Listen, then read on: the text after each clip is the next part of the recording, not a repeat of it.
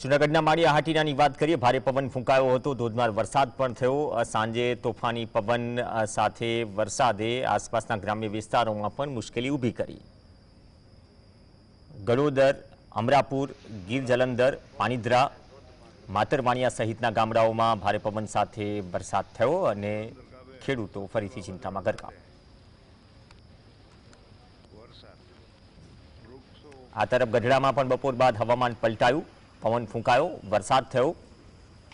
થોડા સમયમાં જ રસ્તાઓ પરથી પાણી વહેતા થયા। લાંબા સમયથી ગઢડા અને આસપાસના વિસ્તારોમાં બફારા અને ગરમીનો માહોલ હતો। આ વરસાદથી થોડા સમય માટે સ્થાનિકોને ઠંડક મળી।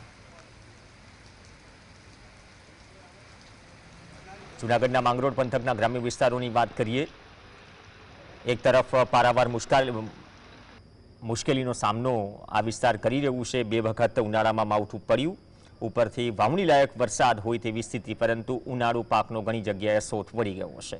ભારે પવન આ વિસ્તારોમાં પણ ફૂંકાયો છે અને ભારે વરસાદ પણ થયો છે। જનજીવનને ખાસી અસર પહોંચી છે। ઘણી જગ્યાએ વૃક્ષ ધરાશાયી થવાની ઘટના પણ બની છે, જે વૃક્ષો રસ્તા ઉપરથી હટાવવાની કામગીરી સ્થાનિક પ્રશાસને શરૂ કરી।